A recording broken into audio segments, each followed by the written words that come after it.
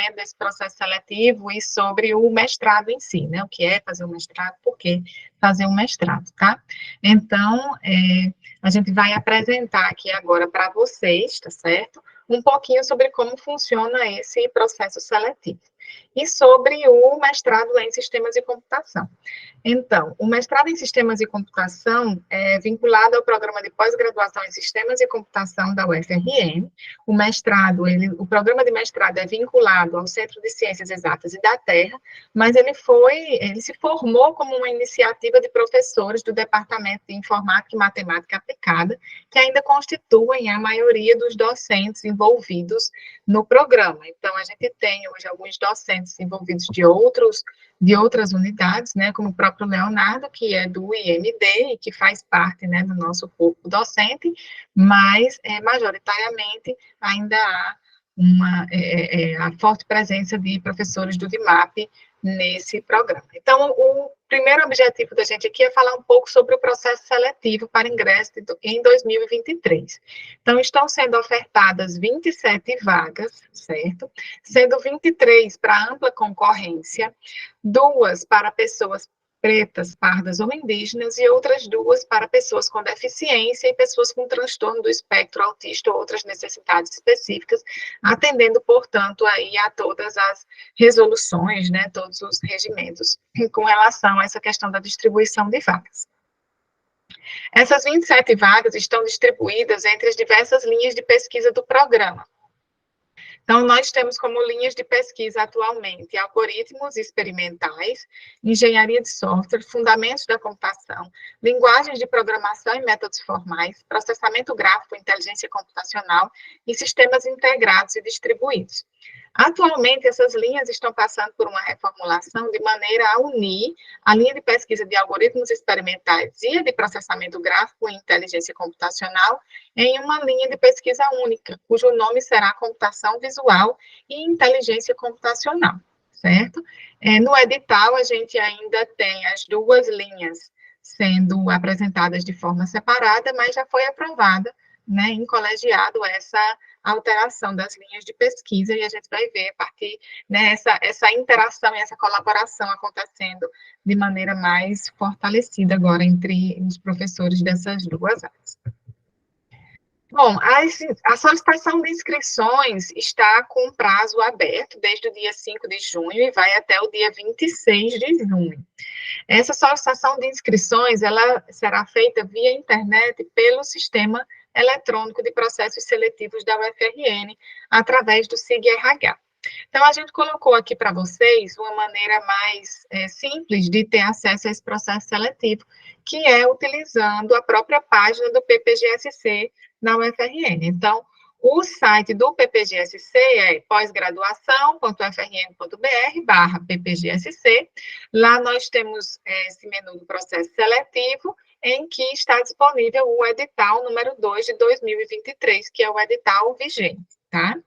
Quando a gente clica para acessar o edital, nós somos redirecionados para essa outra página do SIG-AA, em que o processo seletivo está descrito. Então, aqui a gente tem informações sobre o cronograma, o próprio edital, e a gente tem aqui um link para inscrever-se nesse processo seletivo.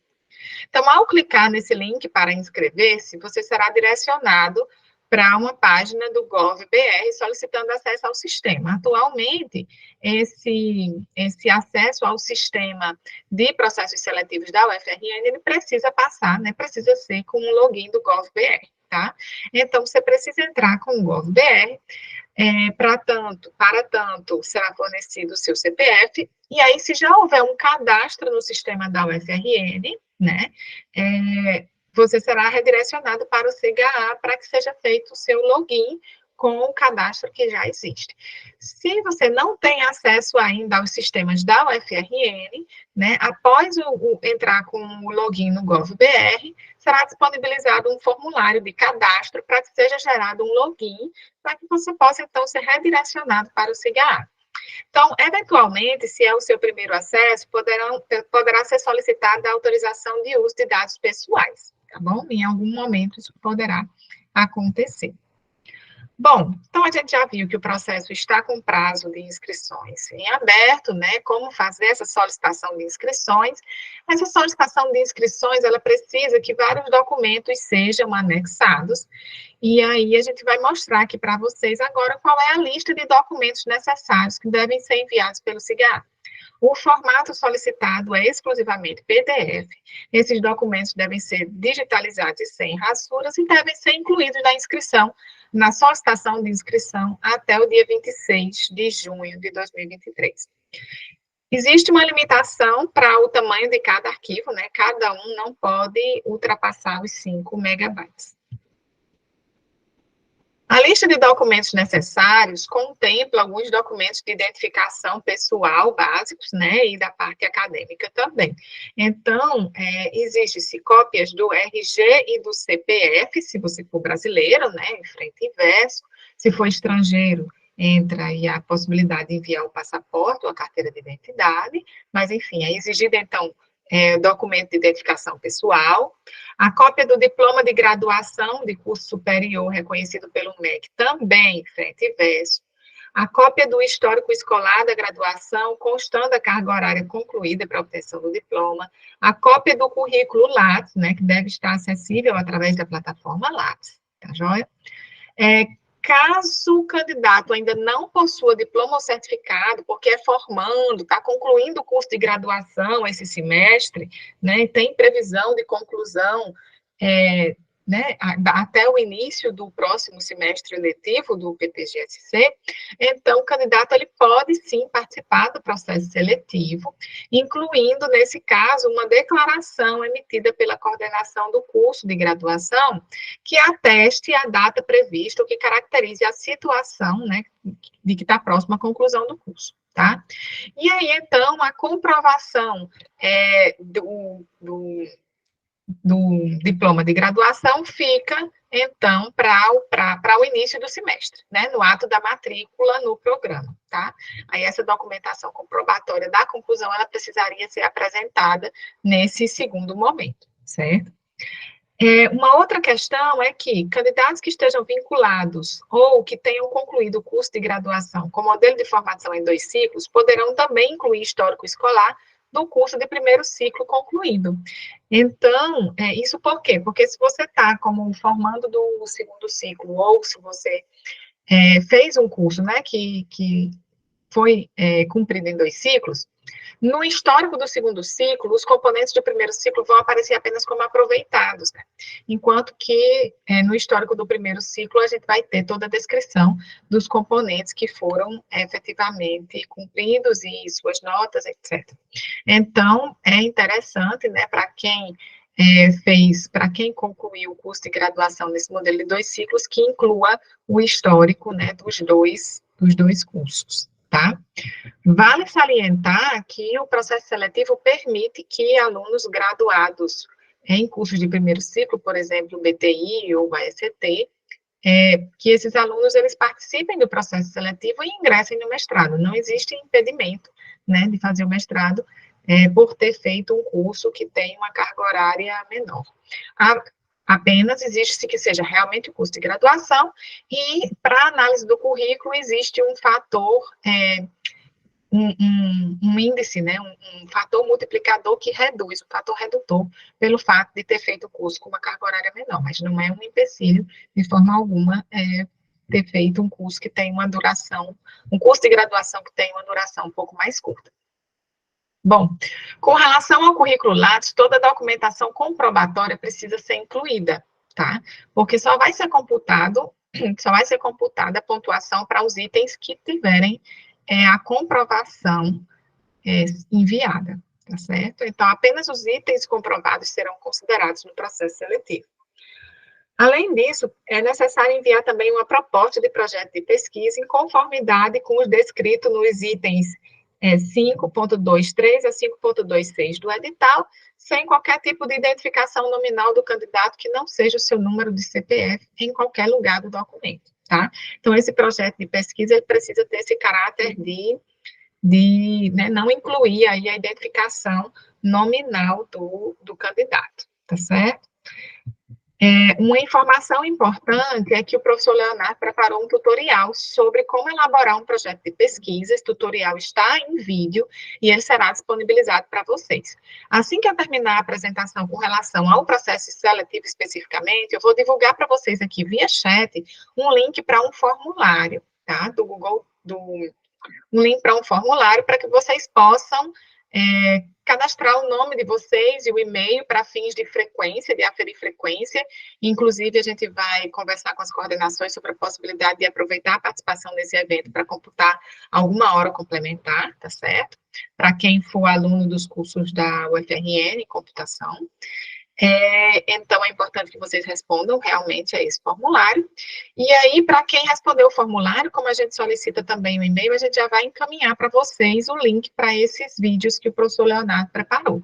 Além disso, eles vão ficar disponíveis numa pasta do Drive do programa de pós, né, do PPGSC, e aí quem precisar pode também entrar em contato com a secretaria por e-mail e solicitar esse link, tá joia? Bom, existem documentos necessários também para quem concorre às vagas de ações afirmativas. Nesse caso, né, a depender da vaga que você está se candidatando, vai ser necessário incluir uma autodeclaração étnico-racial, né, para os candidatos negros ou pardos, para candidatos que se enquadrem na modalidade de vagas de ações afirmativas para raça negra ou parda ou preta, deverão enviar ainda um vídeo com as instruções que estão apresentadas nos anexos do edital, né, e uma cópia do registro administrativo de nascimento indígena ou declaração de pertencimento emitida pelo grupo indígena, né, para o caso de quem optar pela modalidade de reserva de vaga para indígena. Candidatos optantes na modalidade de vagas de pessoas com deficiência, transtorno do espectro autista ou outras necessidades específicas, deverão, no ato da solicitação de inscrição, anexar ainda o laudo médico em formato PDF, atestando a condição da deficiência, né? E caso o candidato ou portador de transtorno de necessidades específicas requeira condições específicas para participar do processo seletivo, o laudo médico deverá conter essa descrição da necessidade especial para realizar o processo seletivo. Então, se houver alguma necessidade especial que precisa ser atendida para o processo seletivo, a gente tem a informação, o anexo, né, com o documento que precisa ser preenchido. Isso vale para quem é portador de necessidade especial ou de algum transtorno específico que requeira esse atendimento especial, e também para algumas outras situações, por exemplo, com relação à lactante, né, como a gente vai mostrar adiante, existem essa necessidade também poderá ser atendida, tá, para lactante. Bom, o que é que o edital explicita com relação à proposta do projeto de pesquisa, né, de forma bem resumida, tá, já que vai ter o tutorial do Leonardo.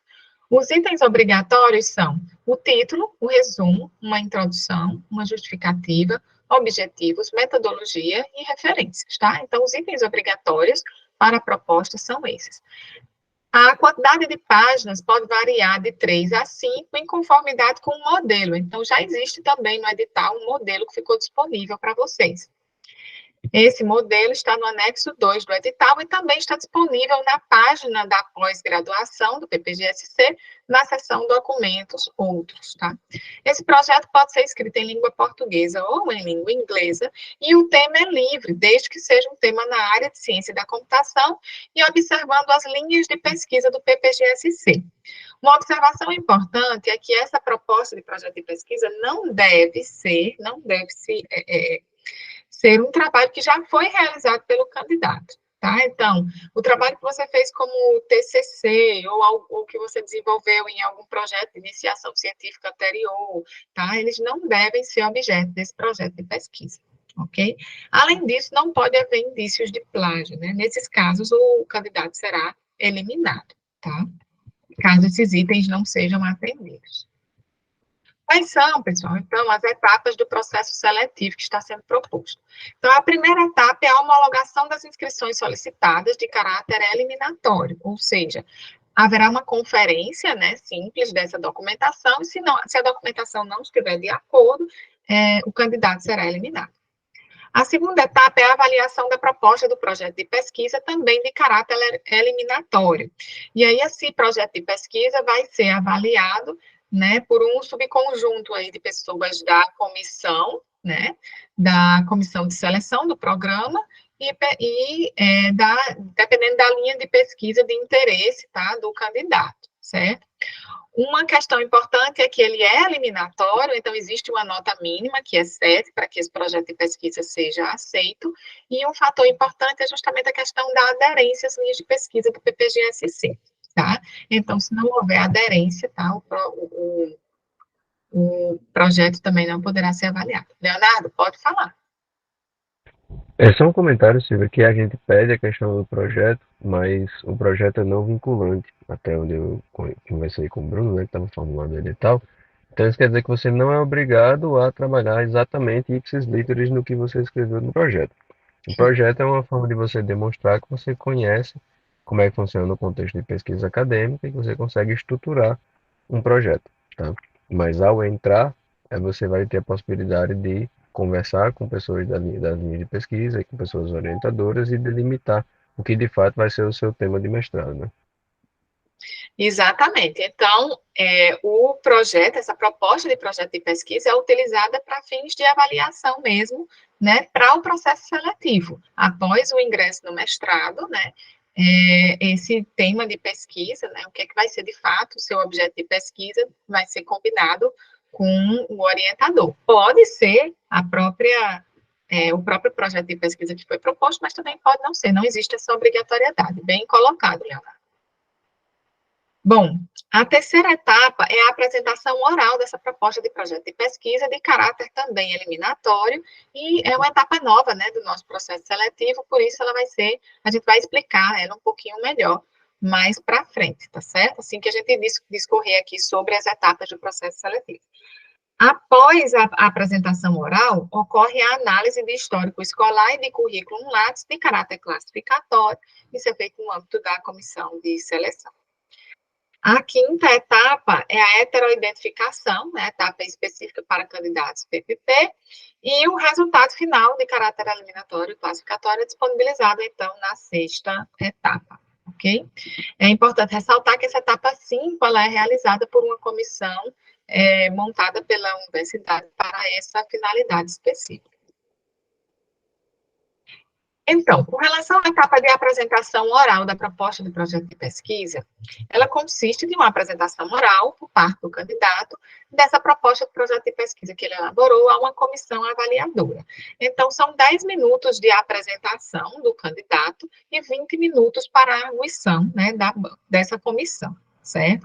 A data, o horário, o local e o formato vão ser informados aos candidatos após a divulgação do resultado da etapa 2, que é exatamente a etapa de avaliação dos projetos, das propostas de projeto de pesquisa. Tá? Além disso, para cada candidato, será divulgada uma comissão avaliadora específica. Como a gente falou, é uma etapa eliminatória, a aprovação está condicionada a uma nota maior ou igual a 100.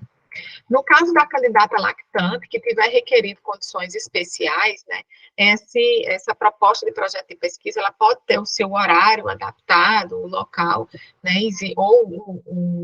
enfim, existem informações específicas no edital sobre alterações, né, sobre condições de atendimento especial para candidata lactante, tá? Então, existem também as condições especiais para outros candidatos, né, que assim requeiram, mas a gente achou por bem mencionar aqui essa condição que foi explicitamente colocada no edital. Bom, então, essa comissão avaliadora da proposta do projeto de pesquisa, ela vai ser composta por 3 docentes credenciados ao PPGSC, sendo um deles da comissão de seleção do programa e 2 docentes consultores ad hoc, indicados considerando a linha de pesquisa ou a temática do projeto. Tá? Os critérios de avaliação estão dispostos no anexo 4 do edital, que é importante, então, que antes de vocês elaborarem o projeto de pesquisa, que vocês olhem esses critérios, porque aí vocês vão ter uma ideia de como que vai ser essa avaliação, do que é importante, né, também. Então, além do tutorial do Leonardo, faz bem olhar os critérios de avaliação dessa proposta do projeto de pesquisa, para que vocês possam se orientar aí na elaboração desse projeto. Pode falar, Leonardo. Só complementando, Silvia, a escrita do projeto é avaliada sob uma perspectiva e a apresentação do projeto é avaliada sob outra perspectiva. Então é importante entender que quando a gente escreve o projeto, ele vai ser avaliado como a gente sempre avalia textos. E a arguição, a apresentação, tem por objetivo avaliar outras habilidades que são complementares ao que se espera para você poder fazer um mestrado. Então é importante ter noção que os critérios de avaliação são específicos para cada etapa, tá? Exatamente.